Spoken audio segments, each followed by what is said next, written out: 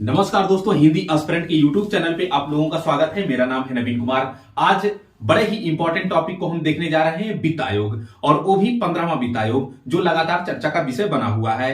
क्योंकि 15वें वित्त आयोग से लगातार क्वेश्चन पूछे जाते हैं, इसके अध्यक्ष को लेकर, इसके सदस्यों को लेकर, या फिर 15वें वित्त आयोग ने केंद्रीय करों में राज्यों की कितनी हिस्सेदारी को सुनिश्चित किया है, इसको लेकर क्वेश्चन पूछे गए हैं। चाहे वो आईएएस का एग्जाम हो या पीसीएस का या अदर वनडे के एग्जाम हो। ठीक ना दोस्तों? तो खैर, आज उसी 15वें वित्त आयोग को हम पूरा फुल डिस्कस करेंगे कि क्या कुछ सेगमेंट इसमें क्वेश्चन पूछे जा सकते हैं और क्या कुछ कैसे इसका जो है संवैधानिक प्रावधान है, सदस्यों को लेकर, अध्यक्ष को लेकर, या फिर इसने अपनी रिपोर्ट में क्या कुछ कहा है, वो सब सारी चीजें। तो आपको पता होना चाहिए कि 15वां जो वित्त आयोग है, इस वित्त आयोग का अध्यक्ष एन.के. सिंह है। वित्त आयोग एक प्रकार की संवैधानिक संस्था होती है।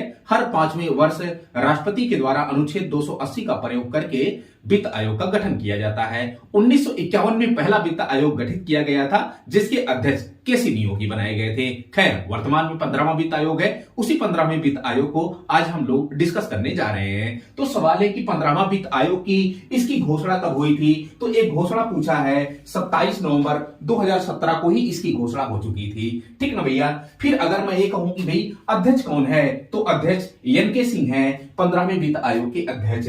फिर इसमें देखिए, जो वित्त आयोग होता है, वित्त आयोग के जो संरचना होती है, इसका जो स्ट्रक्चर होता है, इसमें 5 सदस्य होते हैं। एक अध्यक्ष होता है, 4 अन्य सदस्य होते हैं, टोटल 5 लोग होते हैं। और आपको यह जानकर ताज्जुब होगा कि अब क्या है कि वित्त आयोग काफी ज्यादा एक्टिव हो चुका है। इसकी भूमिका बड़े पैमाने पर बढ़ चुकी है, क्योंकि आर्थिक जो है विसंगतियां काफी तेजी से कोविड के बाद उत्पन्न हुई। ऐसे में वित्त आयोग की जो रिपोर्ट आई, इसको लेकर काफी ज्यादा हलचल मचा।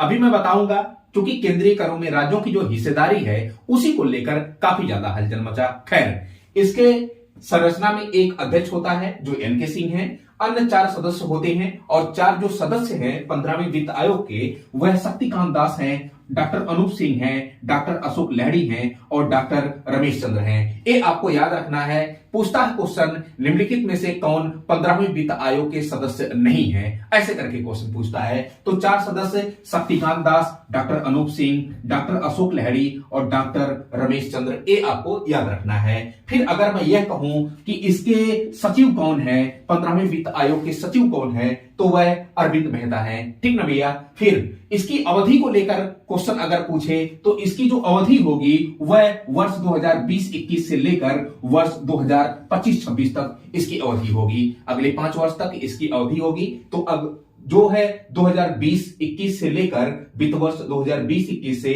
2025-26 तक इसकी अवधि होगी। अब देखिए, सवाल यहां पर ज्यादा क्वेश्चन पूछा जाता है कि केंद्रीय करों में राज्यों की हिस्सेदारी जो सुनिश्चित की गई है, वह ये 15वें वित्त आयोग के द्वारा कितनी सुनिश्चित की गई है? तो टोटल दोस्तों यह है 41%, 41% ये सुनिश्चित की गई है।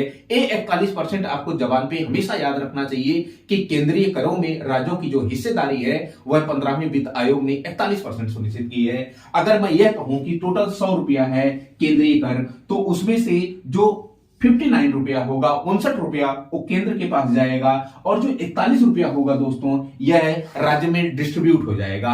अब सवाल है कि भारत में 28 राज्य हैं और 8 केंद्र शासित प्रदेश हैं। तो सवाल है कि 28 राज्यों को किस राज्य को कितना रुपया जाएगा और किस राज्य को ज्यादा जाएगा, तो इसका मापदंड क्या हो? तो इसके मापदंड को कई सारी चीजें जो है इसके मापदंड में जो है लाई जाती हैं। एक तो जनसंख्या है, दूसरा क्षेत्रफल है, तीसरा वन एवं पारिस्थितिकी है, और चौथा आय अंतर है या आय असमानता है। 5वां एक होता है कि भाई कर एवं राजकोषीय प्रबंधन होता है। छठा होता है जनसांख्यिकी। खैर, इसमें हम यह देखते हैं कि किस राज्य की जनसंख्या ज्यादा है, उस राज्य की जनसंख्या के आधार पर हम 15% डिस्ट्रीब्यूट करते हैं। फिर जो है क्षेत्रफल के आधार पर 15% भारांश इसको देते हैं। फिर वन एवं पारिस्थितिकी के आधार पर 10% भारांश देते हैं। आय अंतर के आधार पर 45% भारांश देते हैं। ठीक ना? वहीं पर कर एवं राजकोषीय प्रबंधन के आधार पर 2.5% भारांश देते हैं, और जबकि जनसांख्यिकी के आधार पर हम 12.5% भारांश देते हैं। तो इन मापदंडों के हिसाब से अगर हम देखें, तो केंद्रीय करों में जो 41% हिस्सेदारी राज्यों की सुनिश्चित की गई है, उसमें सबसे ज्यादा अगर धन किसी को मिलेगा, तो वो उत्तर प्रदेश है। सबसे ज्यादा यूपी को धन मिलने वाला है, उसके बाद बिहार को धन मिलने वाला है दोस्तों, बिहार को। और मैं कहूं कि सबसे कम किसको मिलने वाला है, तो सबसे कम गोवा को मिलने वाला है। और ये सब सारी चीजें अगर मैं यह कहूं कि ये जो जनसंख्या ली जा रही है किस जनगणना के अकॉर्डिंग ली जा रही है, तो जनगणना 2011 के अकॉर्डिंग ली जा रही है। तो आई होप आपको ये वीडियो पसंद आया होगा। आज के लिए फिलहाल इतना ही। वित्त आयोग के बारे में हमने सारी जानकारी आपको दे दी। So thank you so much for watching this video. Thank you भैया।